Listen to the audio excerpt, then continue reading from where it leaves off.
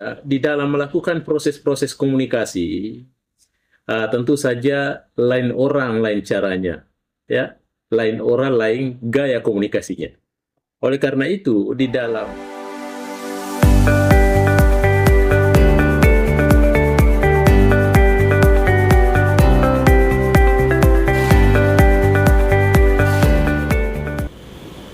baik para pemirsa sekalian, Bismillahirrahmanirrahim. Assalamualaikum warahmatullahi wabarakatuh. Alhamdulillah, kita tentunya bersyukur kita dapat lagi bersua di salah satu channel YouTube kita yang selalu kita nanti-nantikan bersama, yaitu Mr. Koronis. Komunikasi romantis dan humanis.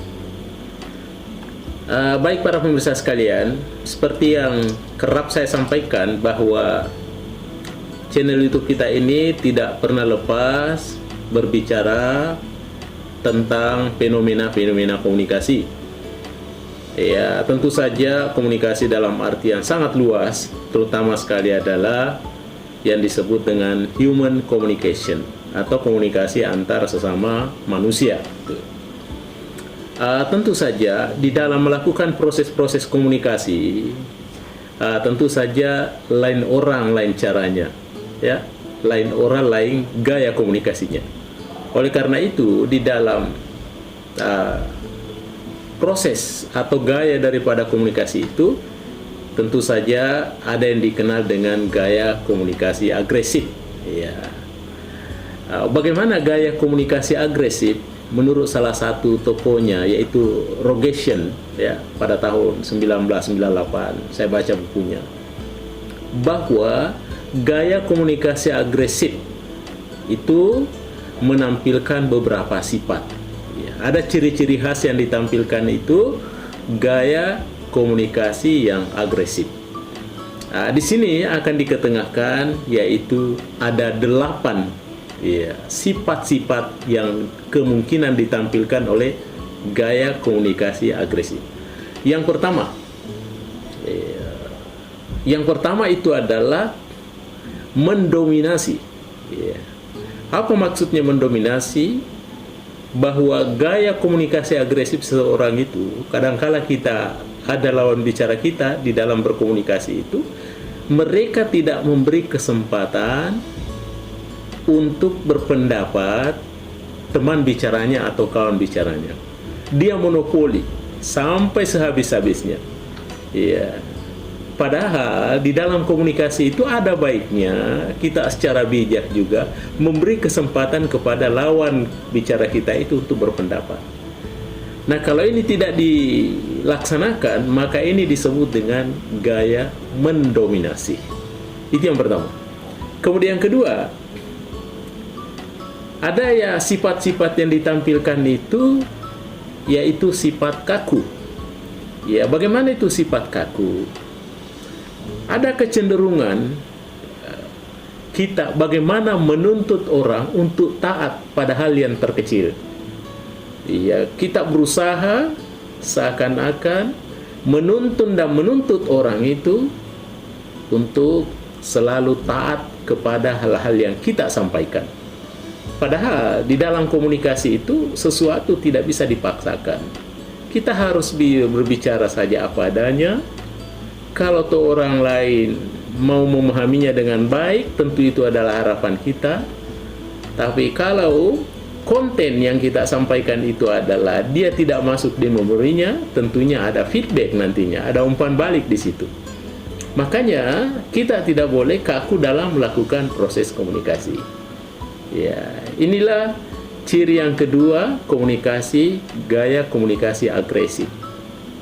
Kemudian yang ketiga, sifat yang ditampilkan oleh gaya komunikasi agresif adalah keras kepala. Apa itu keras kepala?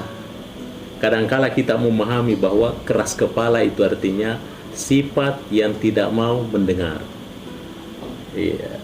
Kadangkala yang namanya keras kepala itu sengaja membuat lalai, sengaja untuk membuat sesuatu narasi-narasi atau diksi yang berbeda dengan apa yang kita sampaikan. Ya, karena memang dia tidak mau mendengar, ya. Itu keras kepala. Kemudian keempat, ada namanya sifat impulsif. Apa itu sifat impulsif? Ya, tentu saja kadangkala ada sifat yang muncul itu mudah marah tanpa memikirkan perasaan orang lain. Kadangkala dia tidak tahu menahu apa sesungguhnya yang terjadi. Tapi dalam dia melakukan komunikasi, kontak antara satu dengan lainnya, cenderung amarahnya dikedepankan. Inilah terkait dengan sifat impulsif. Dan ini adalah bagian dari gaya komunikasi agresif. Ya.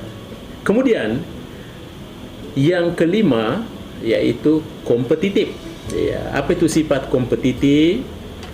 Ya, di sini berkompetisi tentunya adalah selalu mengkritik karya atau penampilan orang lain. Apapun yang dibuatnya orang lain, kalau tampilannya bagus, tetap dikritik juga, dicari celahnya. Apalagi kalau tampilannya sudah kurang-kurang bagus, maka lebih dicela lagi. Dicela, dikritik, kemudian dia menonjolkan kelebihan penampilannya. Ya, itulah yang disebut dengan kompetitif, ya, di dalam gaya komunikasi agresif.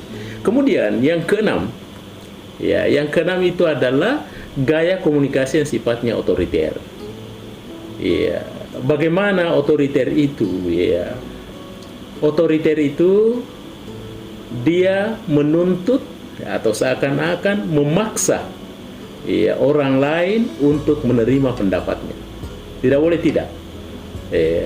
Walaupun yang disampaikan itu tentunya belum tentu dilihat secara kebenarannya, apalagi kalau baru didengar satu kali.